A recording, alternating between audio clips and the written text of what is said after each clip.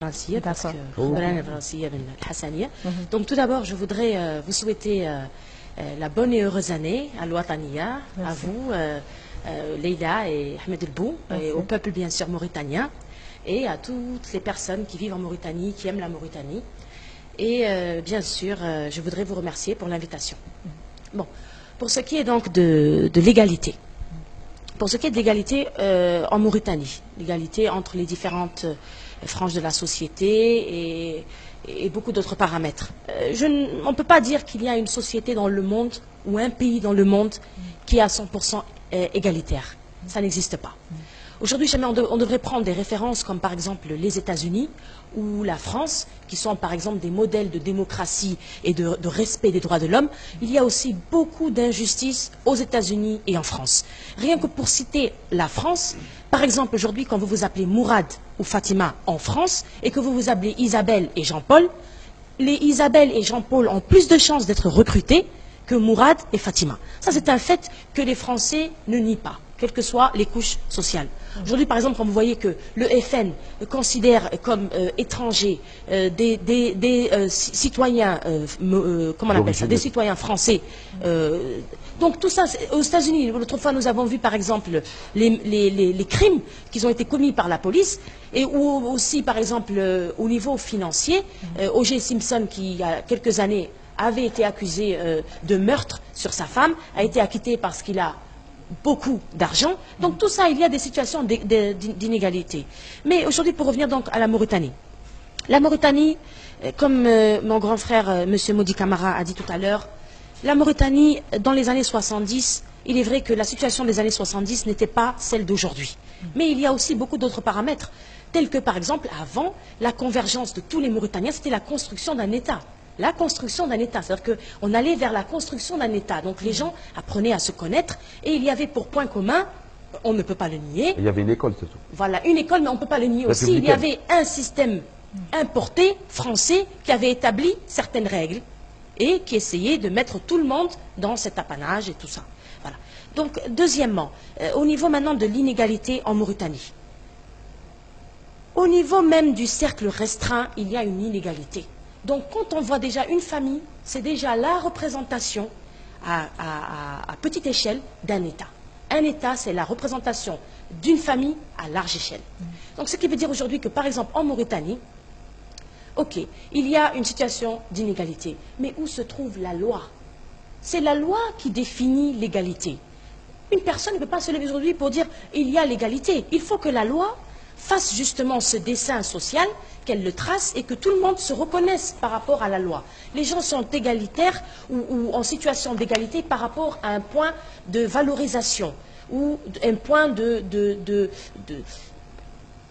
un point de valorisation. Donc il faut que les gens se retrouvent face à la loi. Cette loi qui n'existe pas et qu'on appelle ou à laquelle on fait appel pour des situations extrêmes ou quand il y a des gens dont on ne peut pas résoudre le sort. Donc c'est ça, la loi, le manque d'appel à la loi. Elle est là, elle est inscrite, elle est sur papier, mais on ne fait jamais appel à la loi en Mauritanie. Soit on est gêné, soit on ne veut pas être source de scandale, soit on ne sait pas que la loi est là pour nous protéger.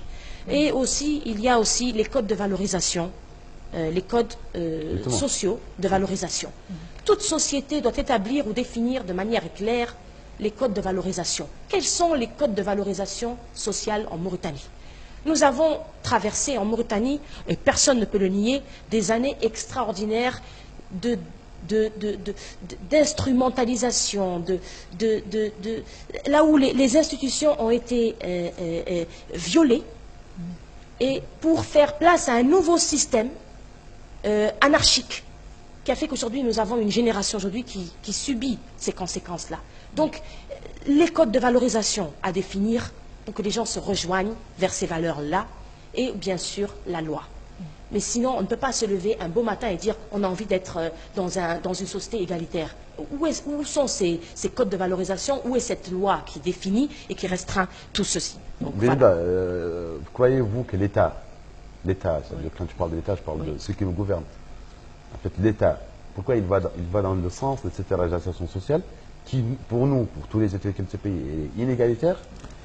Est-ce que vous croyez que l'État va dans ce sens dans les nominations, par exemple, quand on parle de nomination à des postes administratifs, c'est plutôt la société qui prend le relais Bon. plutôt que l'État. Pourquoi l'État est faible face à cette Ahmed hiérarchie? Elbou, votre question est extraordinaire. Mais est-ce que vous pouvez aller en profondeur? Comme ça, moi, je peux vous répondre aussi en profondeur. Parce qu'il y a quelque chose que vous ne voulez pas dire, et je vous invite à le dire clairement, s'il vous plaît. En fait, cette hiérarchisation sociale, Oui. elle a tendance à favoriser les nobles, entre guillemets. Voilà. Ceux que Donc, les gens appellent nobles, entre guillemets. Pourquoi l'État va dans ce sens? bon, Est-ce qu'il va dans ce sens d'abord? Et c'est pour qu'il va dans ce sens, pourquoi? bon, moi, je ne pense pas trop qu'il va dans ce sens-là. Parce que si nous allions dans ce sens-là, il y aurait aujourd'hui une homogénéité de tous les postes. C'est-à-dire que nous aurons, par exemple, des gens des mêmes castes, soi-disant, ces valeurs, soi-disant, ces valeurs, ces contre-valeurs d'ailleurs, traditionnelles.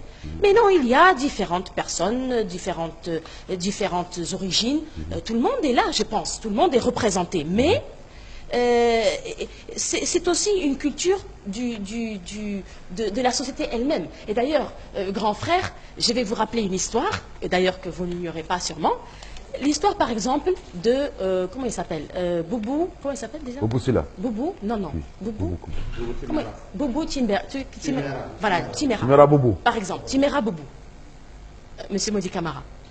Donc, voilà. Allez-y, allez-y. Voilà, non, non, je voudrais juste vous demander si c'est bien le cas.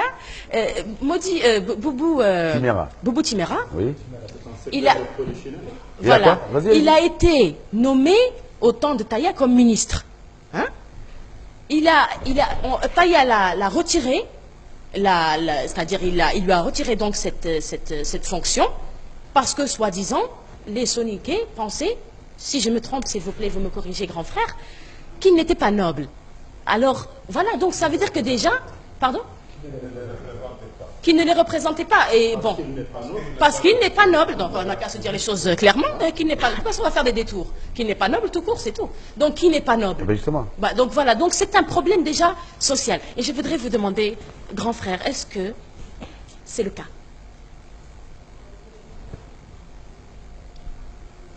C'est une question embarrassante parce que les gens ne vont pas se réunir pour dire Vlen Maïmesselne. Ce qui est sûr, c'est que la rumeur, ce qui est sûr, c'est que la rumeur, comme on dit, a effectivement circulé. Et d'habitude, on dit qu'il n'y a pas de feu sans fumée ou il n'y a pas de fumée sans feu.